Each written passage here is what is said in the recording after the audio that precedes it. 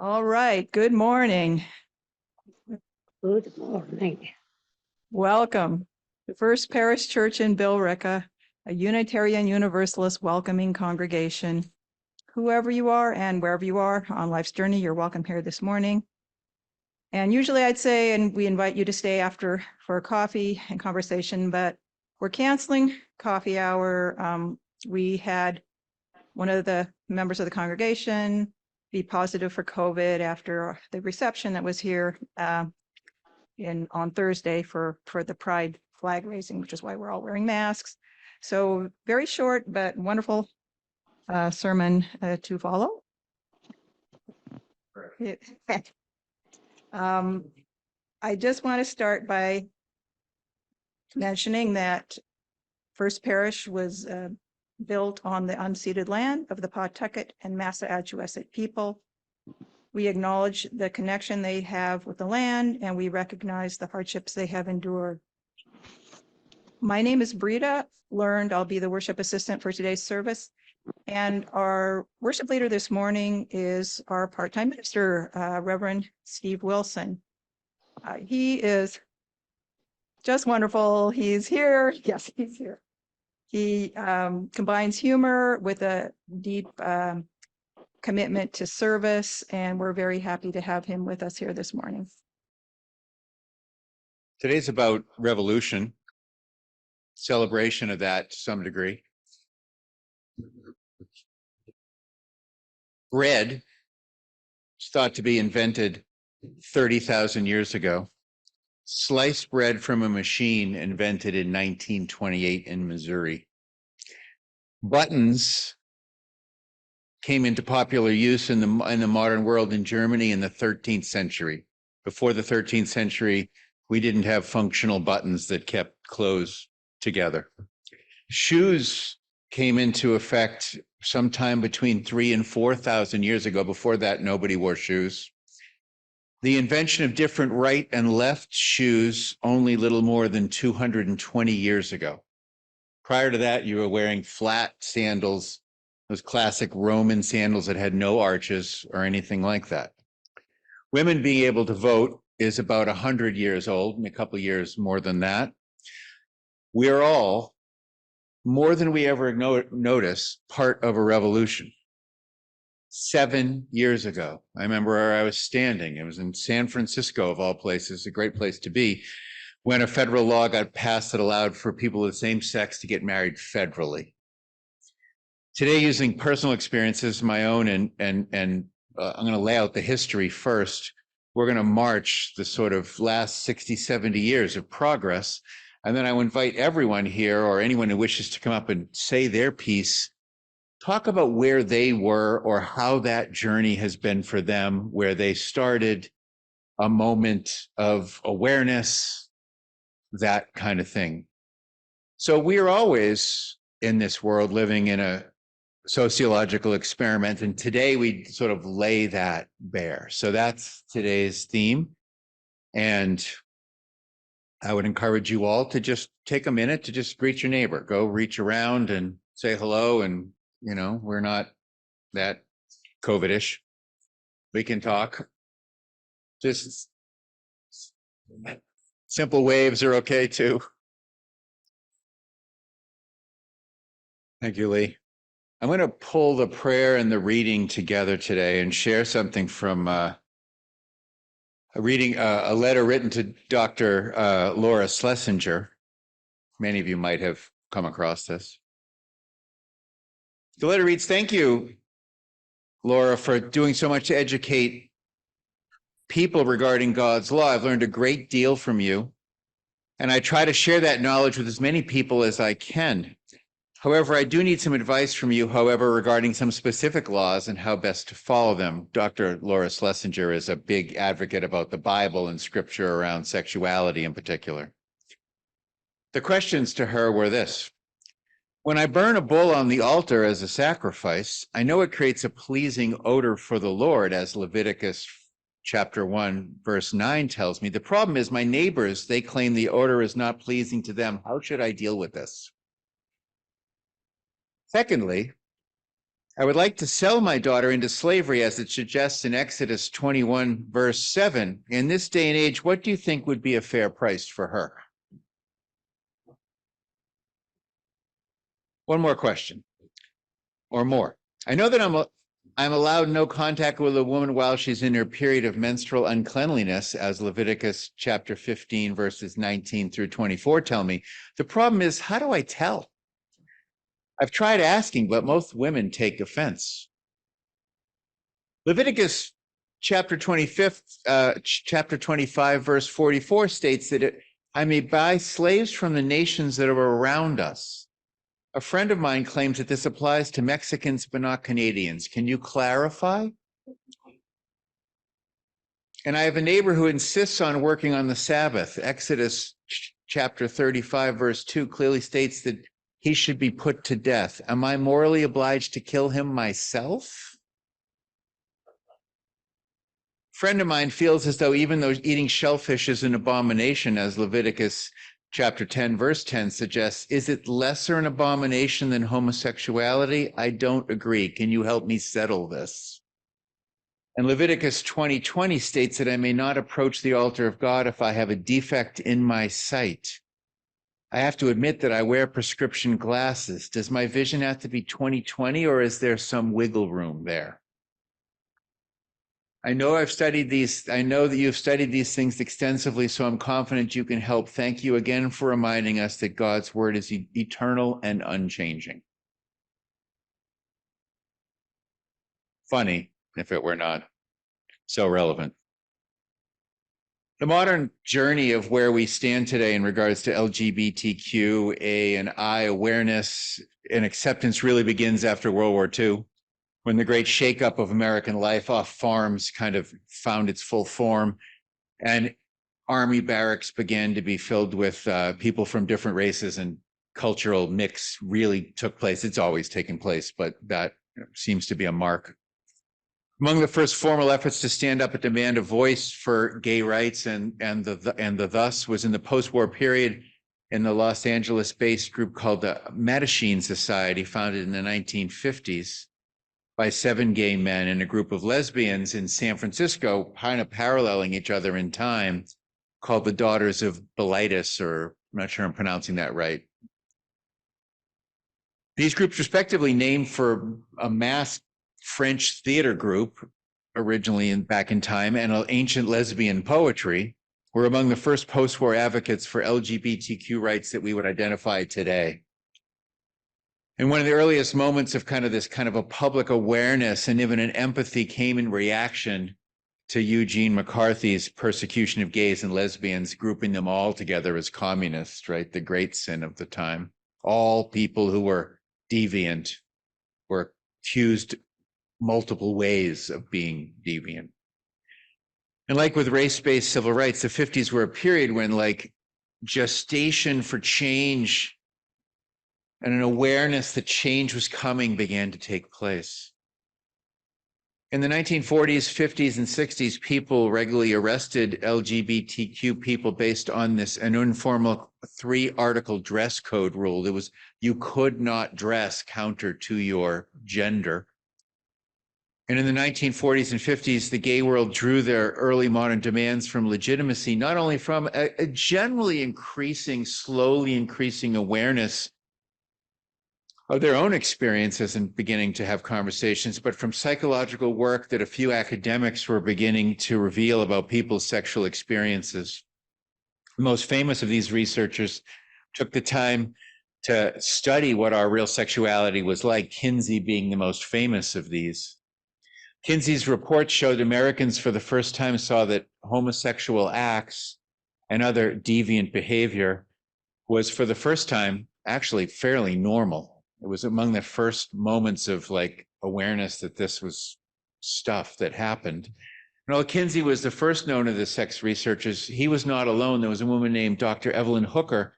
She was a UCLA professor who helped dispel the notion that homosexuality was some version of mental illness or caused by it, and published a study. She studied male college students who were well-adjusted and not well-adjusted, and discovered that there was really no kind of connection between heterosexual peers and homosexual peers in terms of their social standing and relationship skills and all of these things. It had been accused, it had been generally thought, accepted that overbearing mothers were one of the major reasons that caused males to be homosexual, among 1,000 other reasons.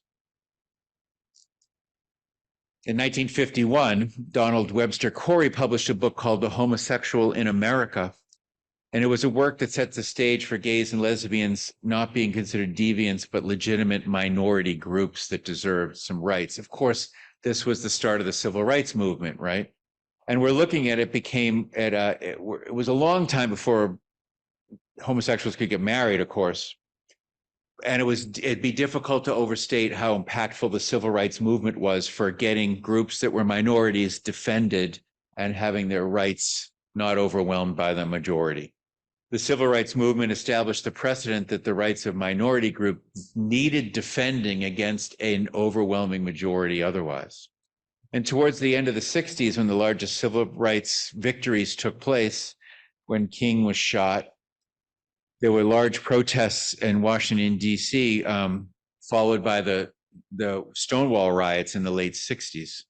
The D.C. protests in Stonewall was the first spark in which we think of as the first successful gay rights movement. It was after that first public moment that gays and lesbians began, where that was the first moment they actually fought back physically. And that served as a catalyst for a number of protests that took place around the country in the next subsequent year.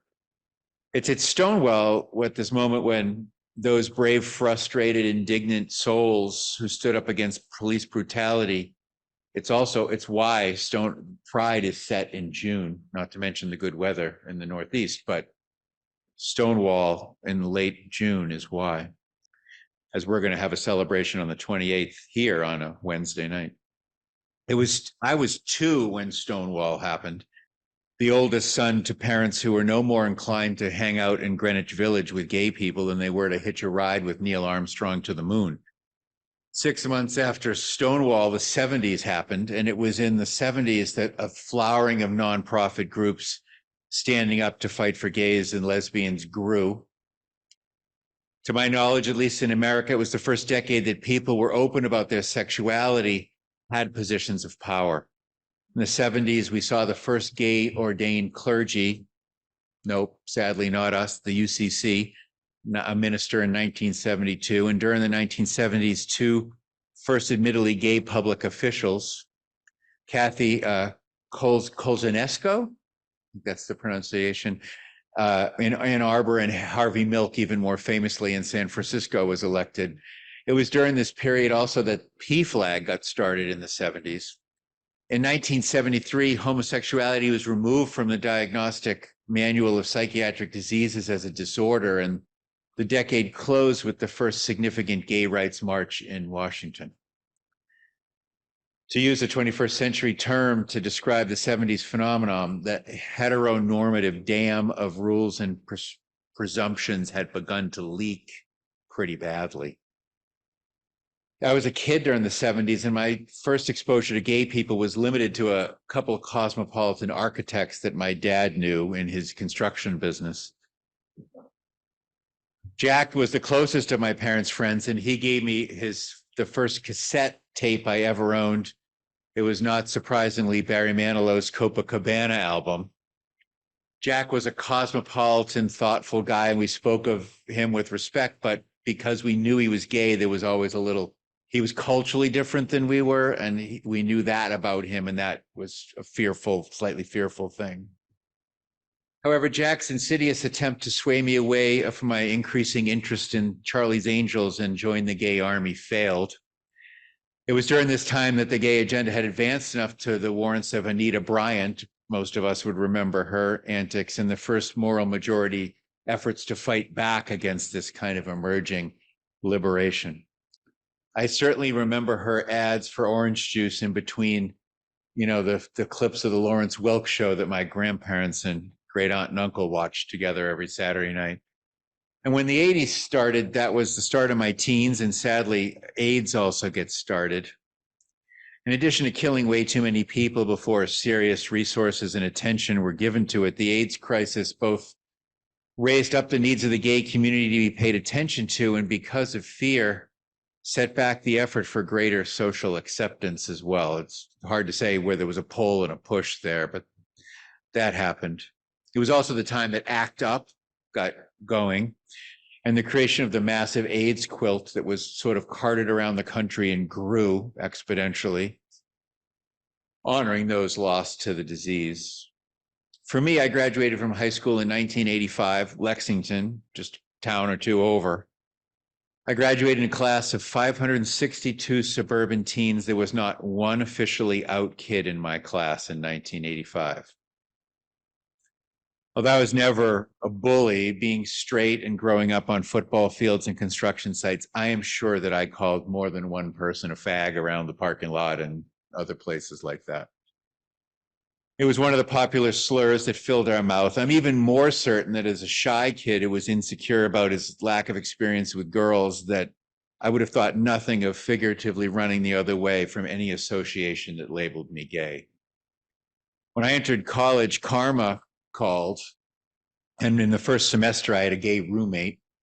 I certainly remember knowing that I was supposed to be comfortable with him, at least not to be bigoted for sure. But I also know that I wasn't necessarily, that was not a lot of time with me spent running around the dorm in my boxer shorts either. I was quick to get dressed from that top bunk, knowing who my roommate was. And it was probably during this period that I, in the broader culture, more acceptedly got thinking that gay people were more than just singly defined by by one particular issue. And I think we grew up together as a culture, mostly, at least here in the Northeast.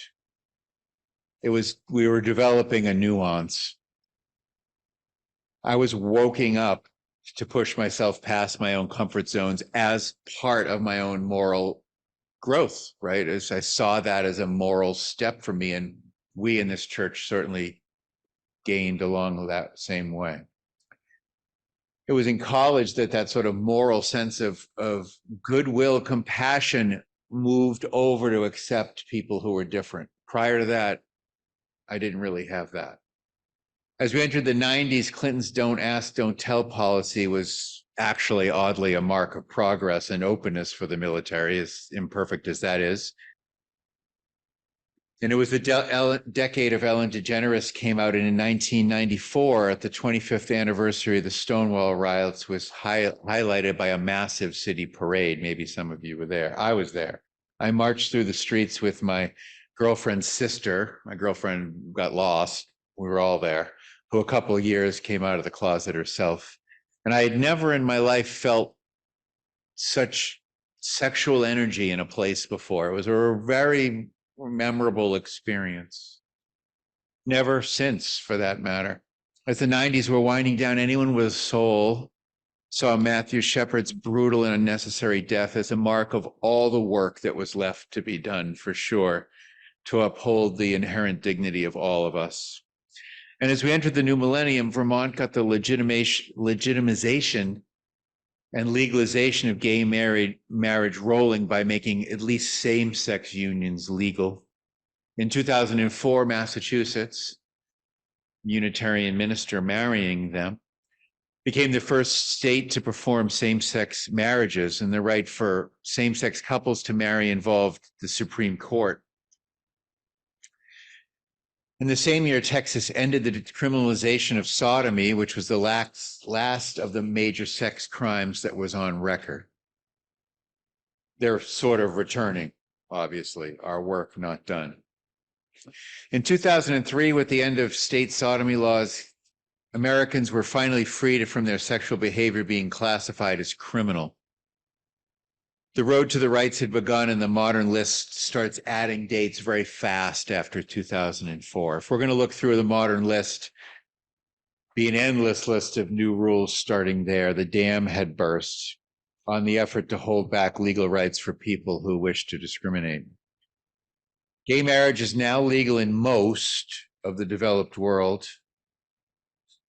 Let's also reflect for a moment on the understandable sense of indignance we all now feel about the abuse of LGBT people in places like Uganda and the still remaining work around transgendered issues around kids and what's happening in Florida in particular. But that's just a little of me in there. And I invite anyone who wishes, within the bounds of reason, to come up and just share a little bit of where you were on that journey in your life, if anybody chooses to do that. This is an excellent opportunity to share a moment, share a little of where you fall on that spectrum. It'd be great to hear from more than me.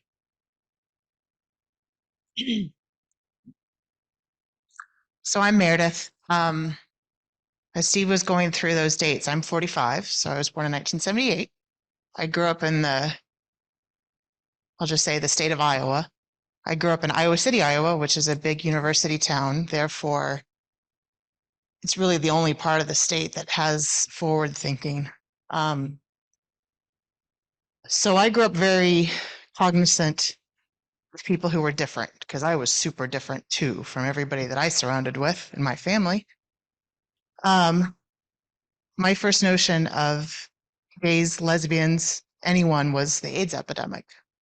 I remember being told, don't sit on a toilet seat, you might get AIDS. And thinking, that is the stupidest thing I have ever heard in my entire life. Oh, but I'm a kid, I don't know what I'm talking about. But that's not right. Like, I'm not a knowledgeable scientist, but there's no sense process in that. So I grew up in a bubble of thinking, I feel for anybody who's different, because I'm different too. And I gravitated towards people who were different. In high school, a friend of mine came out to me and also said that they were very suicidal. Now, I had already been plenty suicidal at that point, so I took that very seriously. And by her coming out as a lesbian, didn't scare me. It only made me proud of her. But I was very concerned for her health. And so I let the guidance counselor at school know about it. And she proceeded to hate me because the guidance counselor wanted to make sure she was safe. Fast forward to graduation, we kind of grew apart, but I always checked in with Steph. I always checked in with her. Fast forward to graduation, I couldn't wait to get out of the state of Iowa. And everybody knew I was leaving to move to California, which was good. But Steph and I reunited. Like, it was one of those moments where she just said to me, thanks for giving it, like, caring and not letting me die. And, I just lived my life that way. Again, fast forward to 2023, I have a transgender bisexual child. When my child came out to me, I broke up internally because I just was afraid of what the world would do. But I hugged them and said, I love you no matter who you are. And then we got this. And every day I just have that mindset. And then, a couple of days ago, this child, Leo, stood up in front of everybody here in Billerica who listened and just said what they needed to say and tell people that transgender people are facing genocide. And I'm very proud of that kid, but I'm also very grateful they have that confidence and that ability to not just say it for themselves, but to say it for all the other people who can't speak. So there's that. Thank you. Yeah.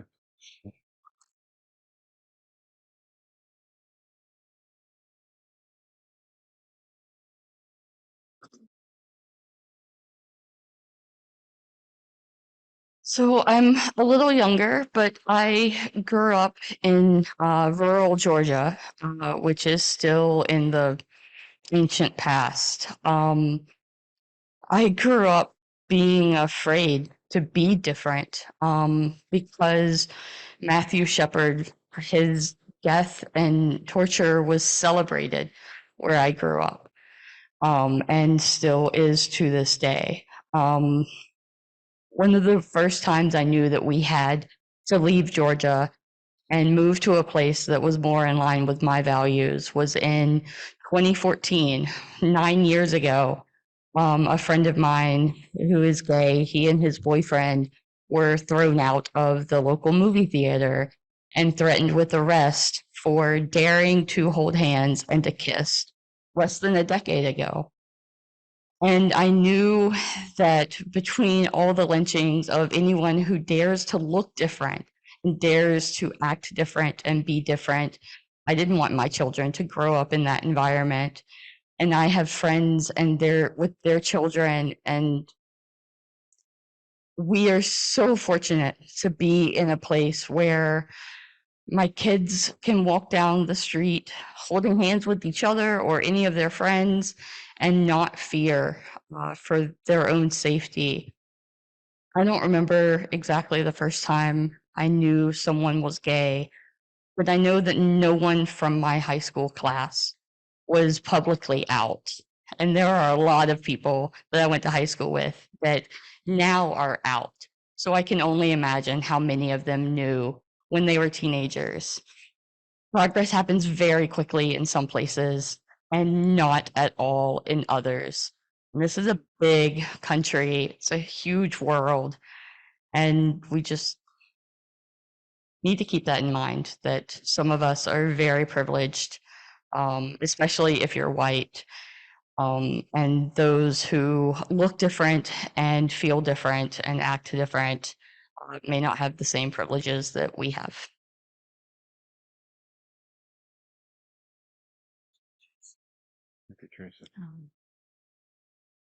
Hi, my name is Lisa, and I'm bisexual. And I knew from the time I was 13 that I was attracted to all genders, but I couldn't admit it because I grew up in the 90s, and it was still a very stigmatizing time, for the LGBTQ plus crowd, especially with the AIDS epidemic going on. And for a time, I attended a church that hated gay people. I was in an abusive relationship at the time, and the guy that I went to church with went to this church, and it was just, looking back on that, it was just awful because even though that was I was bisexual and not admitting it, I participated in some of that hatred until I left that church. And then a few years ago, we had a pride flag raising here in Billerica. And that year, I also read Freddie Mercury's biography, lead singer of Queen, who, lived out his true identity to the best of his ability at a time that was very dangerous because of the AIDS epidemic. And I was just so inspired by how wonderful he was and just how himself he was. And I decided after that pride flag raising and after reading that biography that I would come out as bisexual. And it's just so wonderful to be in a church that affirms people. And yeah, I can't remember what I was going to say, but thank you. Yeah, thank you.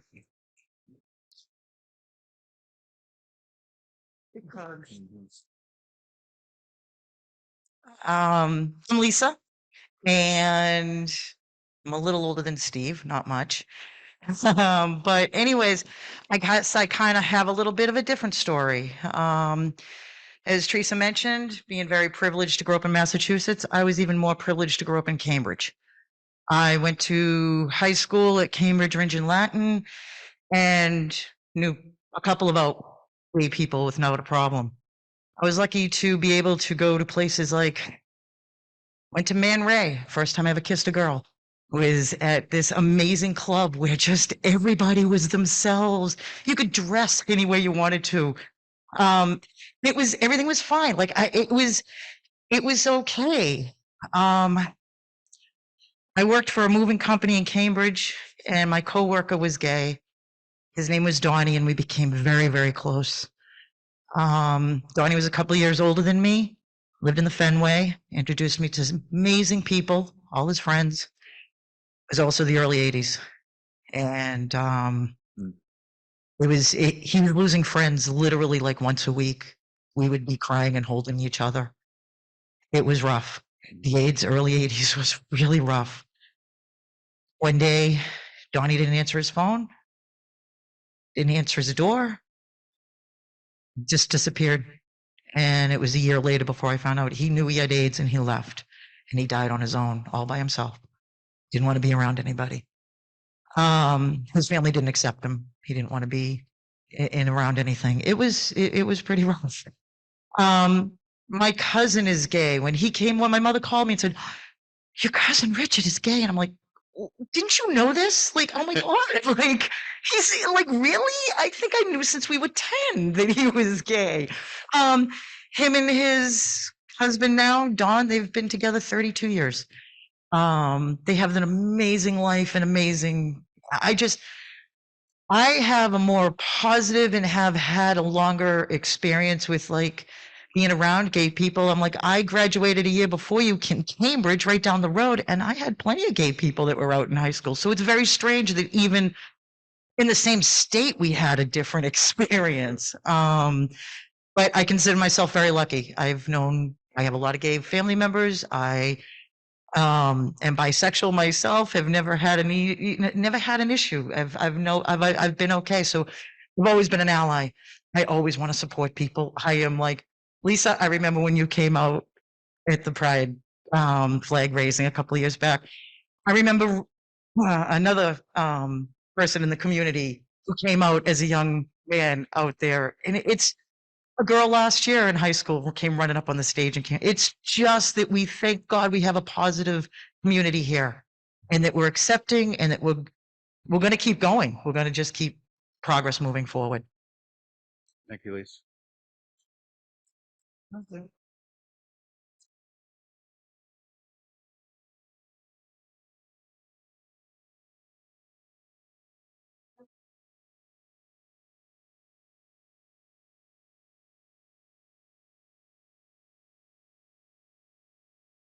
Hi there, Bob. We all have stories that goes back years, and I have had relatives about of age in his early 40s, great guy, uncle, and yeah, he'd been with his partner for years, but he didn't die from AIDS. But I had my dad married this lady. She had a bunch of kids, and later on in life, he needed a place to live on a temporary basis. So they took my dad in for a few months, and they had two youngsters, a boy and a girl, maybe a year apart. And the boy was about 2 years old. So my dad said, "Something about that little fella. He's different, you know?" And I looked at him and I said, "Yeah, Dad, I think he's gay. I think he's going to be gay." And sure enough, to this day, he lives with his partner. They're great guys. Yeah. Thanks, Bob.